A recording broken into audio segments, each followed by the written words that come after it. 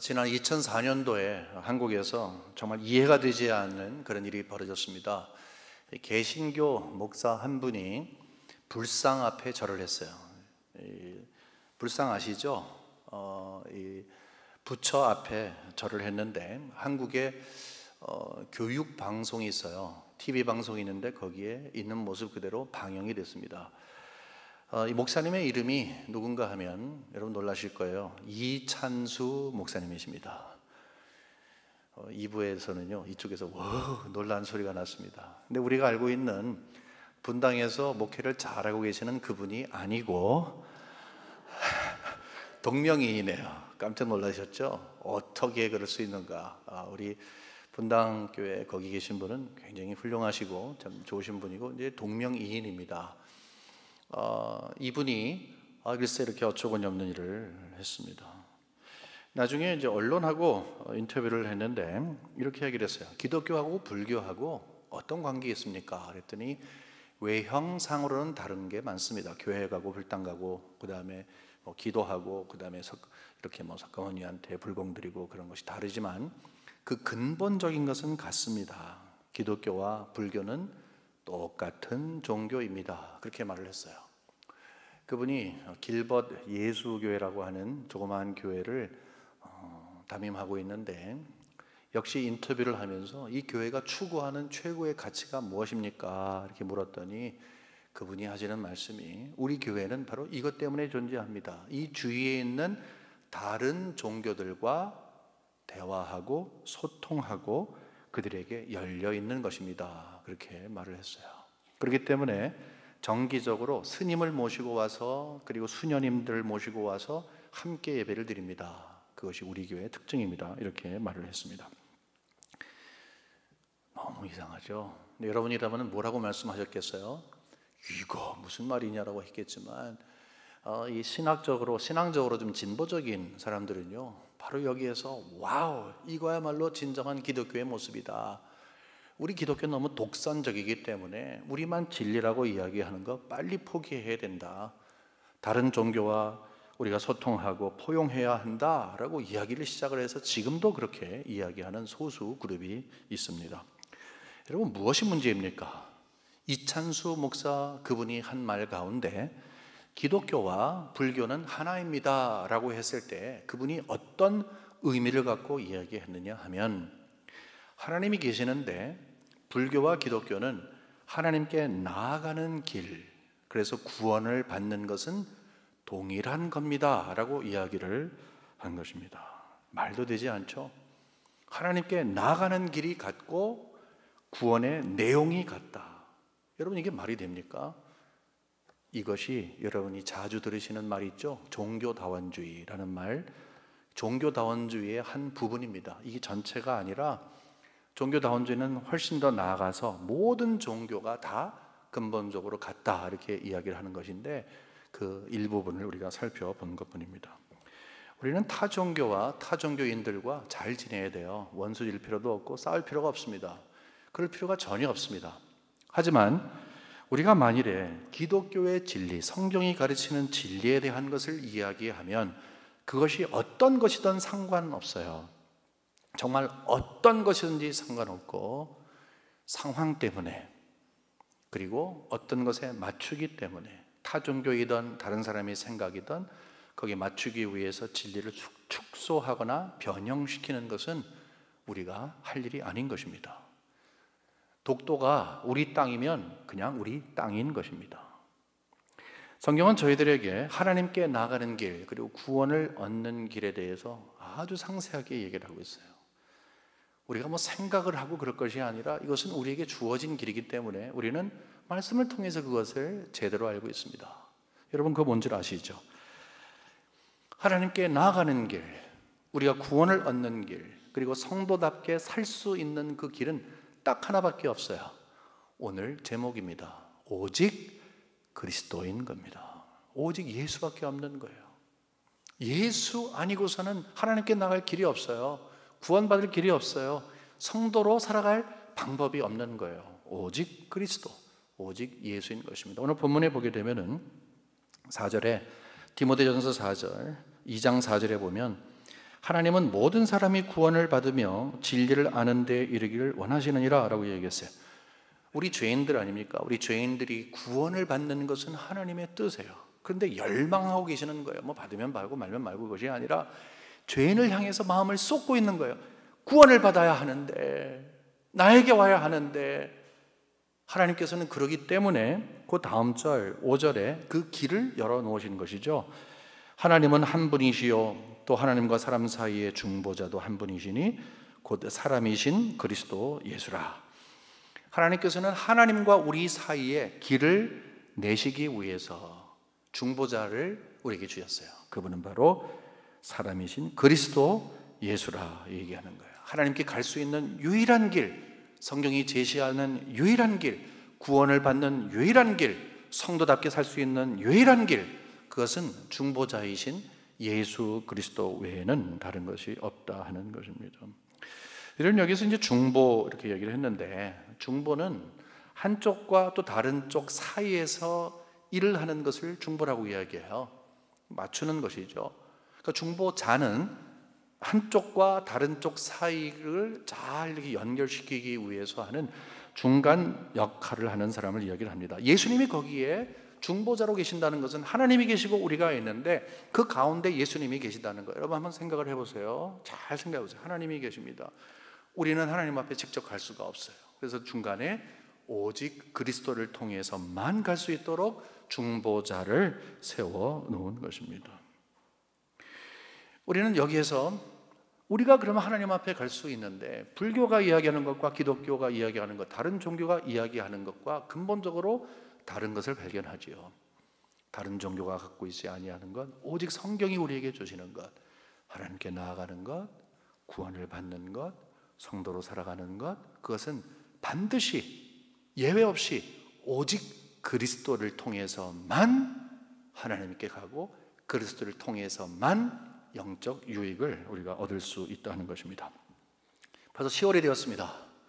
세월 참 빨라요. 벌써 10월이 되었는데 우리가 잘 알고 있는 것처럼 이제 딱 500년 전에 1517년도 10월 달에 종교개혁이 시작이 됐어요. 그 전에 뭐 태동기가 있었습니다. 갑작스럽게 생긴 게 아니니까. 그런데 역사적으로 보면 1517년 10월 말에 정식적으로 종교개혁이 시작되었다, 그렇게 얘기를 해요. 마틴 루터와 다른 종교개혁자들이 많이 사역을 한 것을 알고 있습니다. 그런데 종교개혁자들은 하나같이 오직 그리스도, 이것을 외쳤다는 거예요. 오직 그리스도, 그것을 외쳤어요.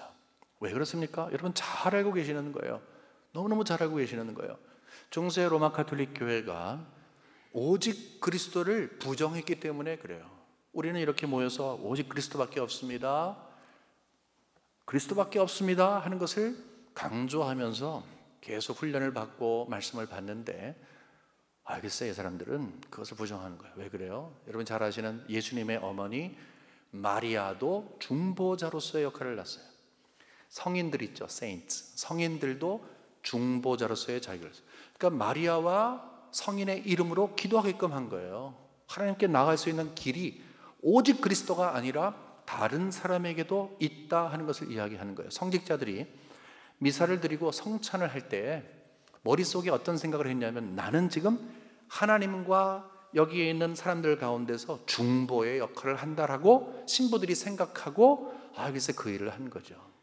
무엇입니까?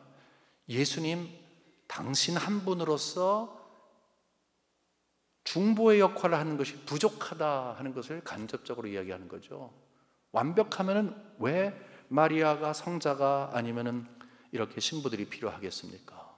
그래서 종교개혁자들은 이거는 아니다, 성경이 이야기하는 것은 오직 그리스도이신데 그럴 수 없다라고 하면서 종교개혁 가운데 오직 그리스도를 그렇게 외치는 것입니다. 이런거 말씀드린 것처럼 종교개혁이라고 하는 것은 교회개혁이라고 했습니다. 외형적이고 또 어떤 제도를 바꾸는 그것이 종교개혁의 목적이 아니라고 한 거죠. 교회개혁은, 교회가 개혁되는 것은 신앙적인 개혁이라고 했습니다. 우리가 종교개혁하면은 신앙의 개혁, 그리고 거기서부터는 정신이 있는데 그것을 유산으로 받았음에 그것을 살려내야 한다고 이야기했어요. 그 말은 뭐냐면 이 시대에도 종교개혁이 필요하다, 즉 신앙의 개혁이 필요하다라고 했을 때 여러분과 저의 신앙의 개혁 가운데 중요한 것 중에 하나는 예수 그리스도를 나의 유일한 주로서 고백할 수 있는 오직 그리스도 신앙을 고백하는 것입니다. 내가 하나님 앞에 나아가는 길, 내가 구원을 얻는 길, 성도로서 살아가는 것은 오직 그리스도를 통해서만 가능합니다. 하나님이 그 길을 열어놓으셨으니 중보자 되신 예수 그리스도, 오직 그리스도밖에 없습니다 라고 고백할 수 있는 그 신앙을 회복하는 거예요. 여러분, 근데 오직 그리스도는 구호가 아닙니다. 구호가 아니에요. 우리 학교 다닐 때 구호를 많이 배웠습니다. 그러면 뭐 짧게 얘기하면 다 같이 뭐 손도 이렇게 하고 데모하는 사람들이 주로 막 이렇게 하잖아요. 어떤 때는 의미가 뭔지를 모르고 그래요. 오직 그리스도 너무너무 좋은 거고 500년 전부터 된 거니까 우리도 그러면 그 구호를 잘 받아서 토시 하나 안 틀리고 오직 그리스도 이것을 해야 합니다. 여러분, 그런 것이 아닙니다. 여러분, 예수님을 제대로 알면, 그분이 그리스도이신 것을 분명히 알면 그것은 내 안에서 자연스럽게 쑥 하고 올라오는 신앙의 고백이 되는 거예요. 누가 너 오직 그리스도 해봐, 잘해, 앞으로 그거 해, 이것도 아니고, 아니면 성경이 어떤 의미도 모르고, 아니면 어떤 왜 그런 걸 고백해야 하는지 정확한 이유도 모르고 고백하라는 것이 아니라 그리스도가 누구인지를 알면, 그리스도 나와의 관계 가운데 그분을 경험하기 시작을 하면 자연스럽게 주님 이거밖에 없습니다, 오직 그리스도이십니다 라는 고백을 하나님께 드린다 하는 거예요. 여러분, 그리스도를 이야기하면 예수라고 하는 이름과 함께 이야기하죠. 그래서 예수 그리스도, 예수 그리스도는 항상 따라옵니다. 그러니까 어떤 분은 이렇게 생각하는 것 같아요. 예수는 first name이고 그리스도는 last name이다. 존 스미스 하게 되면 존은 first name이고 스미스는 last name인 것처럼, 조지 부시 하게 되면 first name은 조지고 last name은 부시 이렇게 하는 것처럼 예수님의 성은 그리스도고 이름은 예수다, 이렇게 생각하는 분이 있습니다. 솔직히 여러분, 그런 생각 있는 분 있으실 거예요. 오늘 해결하시기 바랍니다. 예수는 맞습니다. 사람 이름이에요. 2000년 전에 마리아의 몸에서 태어나고 30년의 이 사생활을 하다가 3년의 공생애를 마치고 33살에 십자가에 죽은 그 청년이 있죠. 그분이 바로 예수예요. 그분의 이름을 예수라고 불러요. 제가 어렸을 때 시골에서 자랐을 때 어떤 집사님 댁에 머슴이 있었어요. 그때 그 머슴의 이름은 무쇠였어요. 무쇠. 제가 일부 때는 그 돌쇠라고 얘기했는데 제가 착각했어요. 무쇠였어요. 무쇠. 무쇠. 근데 저보다 훨씬 더 나이가 많았는데 저는요, 뭐 아저씨라고 부르지도 않고 그냥 무쇠야 불렀어요. 왜냐하면 다 그렇게 부르니까 모두가 다 그랬어요. 참 이거 안 될 일이죠. 옛날에는 그렇게 좀 양반과 아닌 사람들을 이제 비천하게 보는 그런 게 있었는데 어쨌든 잘못된 일인데, 그 사람은 성이 없어요. 박씨인지 최씨인지 조씨인지 그런 거 없었어요. 그냥 이름만 불렀어요. 똑같아요.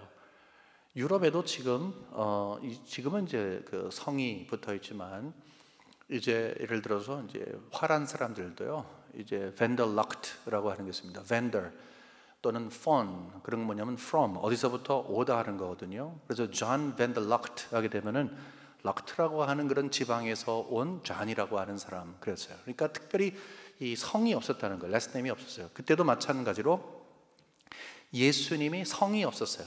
그냥 예수라고 하는 이름 하나밖에 없었어요. 그래서 여러분 자꾸 예수님의 성이 무엇던가, 최신가 조신가 여러분 생각하지 마세요. 그냥 예수 이름 하나였다 생각하시면 됩니다. 그럼 그리스도는 뭐냐? 라스트 네임이 아니고 성이 아니고 그것은 타이틀이야, 타이틀. 우리가 태권도를 배우러 갔을 때 그 마스터에게 마스터 초이, 뭐 마스터 송 이렇게 얘기를 하면은 마스터는 타이틀이죠, 그렇죠? 그 다음에 트럼프 대통령, 오바마 대통령 하게 되면 그 대통령은 역시 마찬가지로 타이틀이에요. 마찬가지로 예수라고 하는 그 청년의 삶을 살다 십자가에 죽은 그분의 타이틀이 뭐냐? 그리스도라고 하는 거예요. 근데 그리스도라고 하는 것은 의미가 있는 거예요. 사범님, 대통령, 그 의미가 있잖아요. 그리스도도 의미가 있는 것입니다. 그것이 어떤 의미인가 하면은 기름 부음을 받은 자라고 하는 거예요.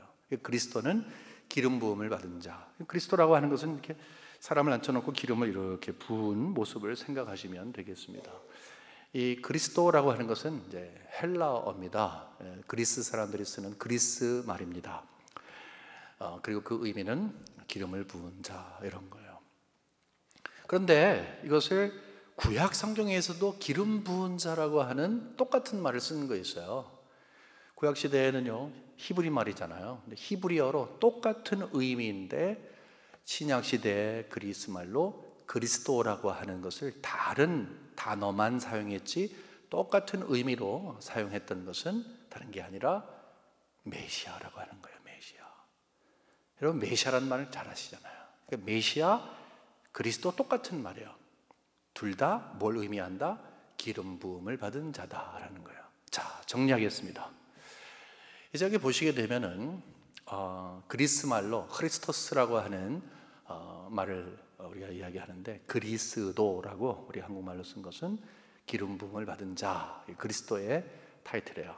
근데 구약에서는 똑같은 이름으로 기름 부음을 받은 자를 이제 메시아라고 히브리 말로 이야기를 했습니다. 그래서 여러분들 지금부터 메시아, 그리스도 똑같구나, 기름 부음을 받은 자라는 뜻이구나라고 생각하시면 되겠습니다. 우리가 기름 부음을 받은 자라고 하면 머릿속에 생각나는 사람들이 있어야 됩니다. 구약 시대에 보게 되면은 기름 부은 건 뭐 사실 예사롭지 않죠. 그렇지 않습니까? 이 샤워를 해야 되고 막 복잡한데 이 머리에 기름 묻었다고 생각해봐요. 굉장히 특별한 일입니다. 어떤 특별한 목적을 갖고 있는데 적어도 세 가지를 생각하셔야 돼요. 하나는 선지자이고, 그 다음에 하나는 제사장이고, 또 하나는 왕이에요. 그래서 구약 시대에 보면 이 세 직분을 세울 때 기름을 머리에다 부어서 세운 어떤 그 예식을 갖췄다는 것입니다.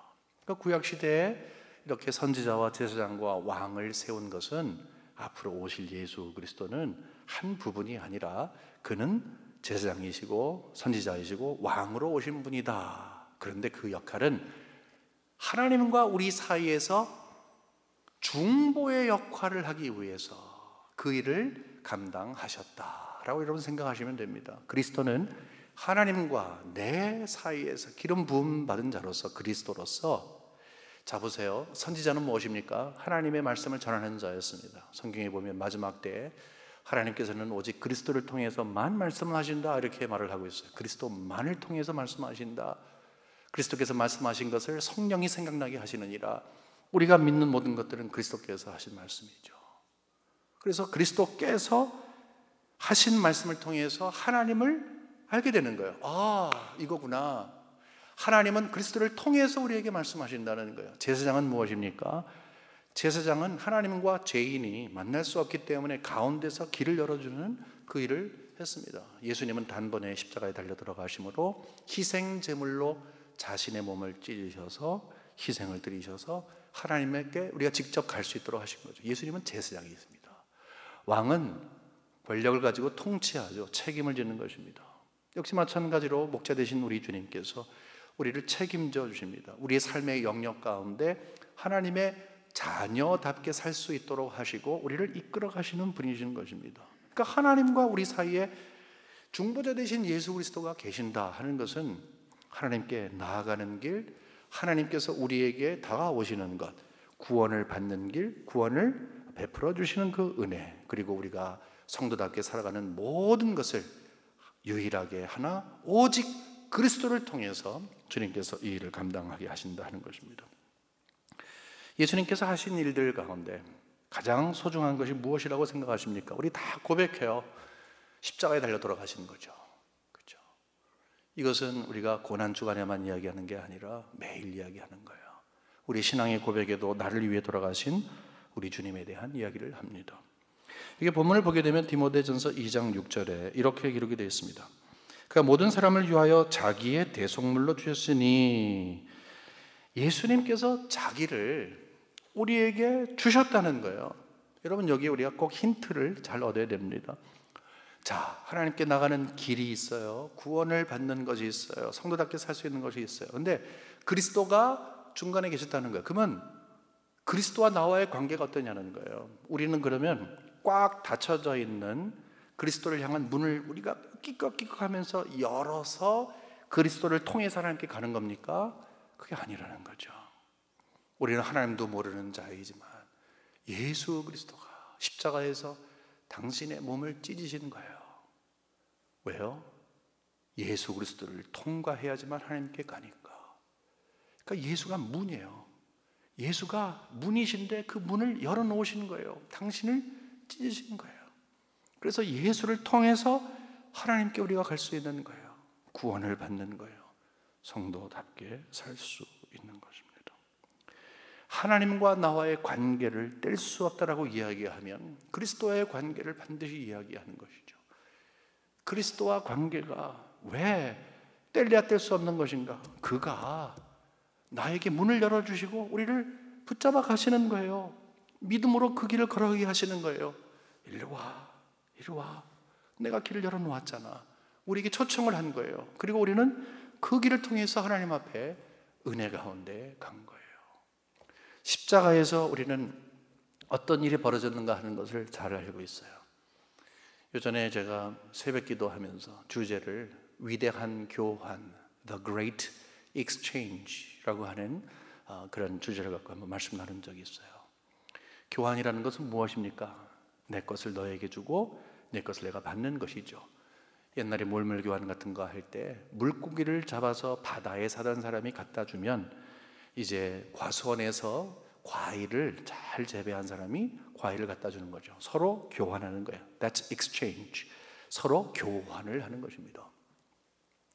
십자가에서 이루어진 일이 그 great exchange, 위대한 교환이 이루어진 거예요. 내 죄가 우리 주님께 간 거예요. 우리 주님이 돌아가실 때 내 죄를 끌어안고 돌아가신 거예요. 하나님의 의가 거기에 나타나서 그의 의가 나에게 온 거예요. 나는 죄인이고 아무것도 아닌데 그 의가 전가된 거예요. 나의 것이 주님께, 주님의 것이 나에게. 이런 위대한 교환이 이루어진 거예요. 그래서 우리는 더 이상 그리스도와 떨어질래야 떨어질 수 없는 그런 관계 속에 있는 거예요. 그런데 고린도후서 5장 17절에 보면 이런 선언이 있죠. 그런즉 누구든지 그리스도 안에 있으면 새로운 피조물이라. 보라 이전 것은 지나갔더니 새 것이 되었도다. 여러분 잘 아시는 말씀이에요. 여러분 여기 선언이 있는데 여기에 우리 예수 그리스도를 믿으면 변한다라고 하는 그런 말이 있잖아요. 저 사람 변했어. 예수 믿은 다음에 변했어. 막 세상에서 술주정뱅이가 이제는 정결한 삶을 산다. 그런 것도 있고요. 교회에 관심도 없더니 이제는 예수 이야기를 한다. 내지는 교회는 주일날 그냥 뭐 놀러 다니고 그러더니 이제는 예배를 드리며 참 하루를 보내려고 한다. 이게 다 변한 것입니다. 근데 여러분 그 정도 변한 것이 변한 게 아니라는 거예요. 예수님이 우리에게 당신을 찢어서 그를 통해서 하나님께 갈 수 있게 하고 구원을 베풀고 성도답게 살게 하기 위해서 우리를 변화시킨 것은 여기에 New Creation, 여기에 New Creation, Behold, 자 봐라, 우리는 New Creation이라 얘기하는 거예요. 그 말은 뭡니까? Creation은 없던 거가 있어지는 것입니다. 우리가 천지창조할 때 없던 게 만들어졌잖아요. 똑같은 거예요. 죄악으로 가득 차 있던 나의 삶, 이제는 그리스도께서 가져가셨으니까, 이제는 다 가져가셨으니까 보라 새 것이 되었도다. 새로운 창조물이 되었도다. 새로운 피조물이 되었도다. 그가 나를 새롭게 만들었도다. 아직도 나는 죄악 가운데 있고 완벽하지 않지만 그가 나를 그리스도 안에서 그의 의로 말미암아 새 사람 되게 하셨도다. 이것이 우리의 진정한 고백이 될 수 있는 거예요. 이것은 이전과 지금을 구별하는 그리스도를 통과한 자만이 고백할 수 있는 특권이라는 것입니다. 여러분 보세요. 이것으로 우리의 새로운 정체성이 확립이 되는 거예요. 혁명이 일어나는 거예요. 이것은 어떤 부분을 고치는 그런 개혁이 아니에요. 근본적으로 변화가 되는 거예요. 내가 옛사람은 십자가에 못 박혔습니다. 내가 그와 함께 죽었습니다. 이제는 내가 다시 살아났습니다. 예수님과 함께 살고 있습니다. 할렐루야. 이것이 우리의 고백이 되는 거예요. 지금 예수 그리스도와 나와의 관계는 무엇입니까? 나는 그리스도 안에 있습니다. 여러분 잘 보세요. 누구든지 그리스도 안에 있으면 새로운 피조물이라고 했어요. 누구든지 그냥 저기 멀리에서 새로운 피조물로 마술하듯이 변하는 것이 아니라 그리스도 안에 있기 때문에, 그리스도 안에 있기 때문에 새로운 피조물이라고 이야기를 한 거예요. 나는 그러므로 그리스도 안에 있는 것을 고백하는 거예요. 당신은 누구입니까? 오직 그리스도가 나의 주로서 계시기 때문에 나는 그리스도 안에 있습니다. 이것을 고백할 수가 있는 거예요. 지난 고구마 전도대회를 할 때 세미나를 했잖아요. 그때 이제 간증을 쓰는 그런 일이 있었어요. 근데 간증을 쓸 때 그때 하신 분들 이렇게 쓰셨을 거예요. 맨 마지막에 주는 그리스도시요 살아계신 하나님의 아들이십니다. 그것을 쓰게 해요. 근데 그것은 뭐냐 하면 나의 삶 가운데 예수를 만나기 전 예수를 만난 경험 그리고 만난 후의 삶을 보게 되면 이 고백이 나올 수밖에 없는 거예요. 가만히 살펴보면 주는 그리스도이십니다. 살아계신 하나님의 아들이십니다. 그 고백이 나오는 거예요. 자연스럽게 나오는 거예요. 쓰세요. 그래서 쓰는 것이 아니라 나의 삶을 보니까 예수님밖에 없는 거예요. 오직 그리스도, 그거밖에 없는 거예요. 그러니까 주는 그리스도이십니다. 살아계신 하나님의 아들이십니다. 하나님께 갈 수 있는 유일한 길이 바로 우리 그리스도이십니다. 구원을 받는 유일한 길이 그리스도이십니다. 그리고 내 삶을 그리스도인답게 사는 그 근거가 바로 그리스도이십니다 라는 것을 생각하게 한 거예요. 저도 마찬가지로 썼습니다. 제가 사실 이렇게 간증을 이렇게 써본 적이 이렇게 많이는 없는데 몇 번 쓴 것 같아요. 다시 한번 생각해 봤어요. 나는 어떤가? 주는 그리스도시오라고 하는 이 고백을 나는 어떤 모습으로 하는가 생각해 봤더니 모태신앙이고 목사들로 자라나서 나름 교회 교육을 받았지만 정말로 주는 그리스도이십니다 라고 고백을 한 것은 대학교 1학년 때였어요. 복음과 함께 고난을 받으라 라고 하는 주제를 가지고 수련을 했는데 제가 그때 복음을 처음 깨달았어요. 복음이 이거구나. 복음이 이것이구나. 나의 삶을 변화시키신 분이시구나. 그때 감격하면서 기도하면서 주님은 나의 모든 것입니다. 주님은 나의 주인이십니다. 이 고백을 했던 그 감동을 다시 한번 생각을 하게 됐어요. 얼마나 감사한지. 우리 모두는 다 그런 경험이 있어요. 꼭 그렇게 드라마를 가지 않아도 우리는 적어도 이전의 삶에서 구출하시고 이제 변화시켜셔서 새로운 삶을 살게 하신 하나님의 은혜를 십자가로부터 시작했다고 하는 그 고백이 있어요. 그래서 십자가를 떠날 수가 없는 거예요. 성경 이야기하면 십자가를 말하지 않을 수 없는 거예요. 신앙 이야기하면 복음 이야기, 그리스도가 나의 유일한 구주 되셨다는 이 이야기를 하지 않을 수가 없는 거예요. 당연한 거예요. 창세기부터 저 계시록까지 어느 구석에 말씀을 봐도 예수 그리스도 그분은 나의 그리스도이십니다라는 고백이 드려질 수밖에 없는 거예요. 현대 성도님들 가운데서는요 이렇게 주는 그리스도이십니다라는 고백에 정말 그 신앙의 기초를 삼지 못해서 많은 것을 잃어버리는 그런 경우가 있어요. 여러분 어떠신지 모르겠어요. 여러분 정말 우리가 관심 있어야 할 것은 구원입니다. 예수 그리스도가 누구냐 할 때 막 공급하시고 축복하시는 그런 분이시죠. 그렇지만 가장 소중한 것은 십자가 사건이라니까요. 구원이에요. 구원의 감격을 가지고 있으면 모든 일들을 무쇠와 같이 정말 이기면 나갈 텐데 구원의 감격을 상실하는 거예요. 내가 새로운 피조물이 되었다. 그리스도 안에서 내가 새로운 피조물이 되었다. 얼마나 많은 것으로 풍부하게 하나님의 자녀로 우리가 누리며 살아갑니까? 그것을 잃어버리는 거예요.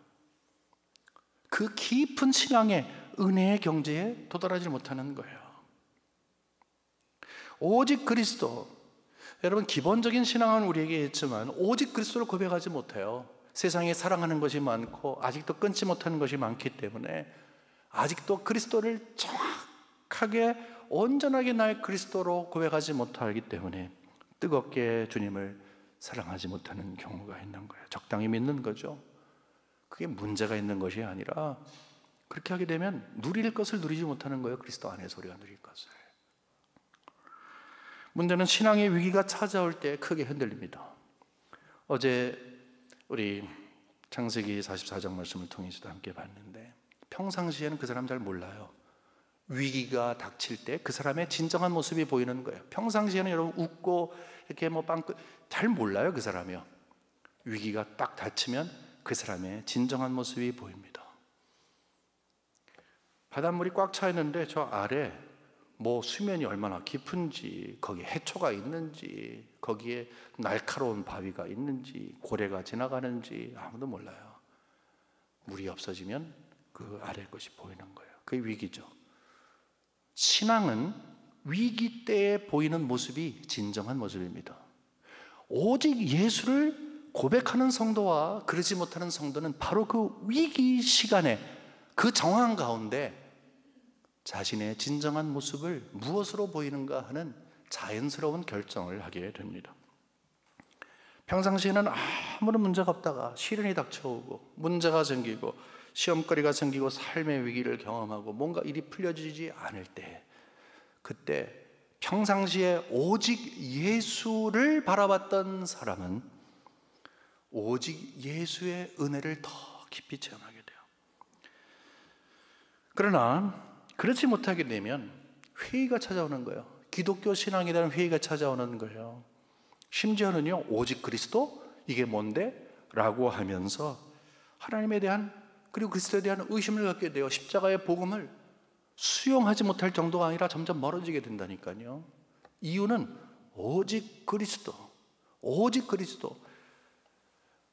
중보하시고 중지자 되시는 그분이 우리를 위해서 하나님으로 가게끔 했는데 근처도 가지 않았기 때문에 그 사람의 진정한 모습이 있는 거예요.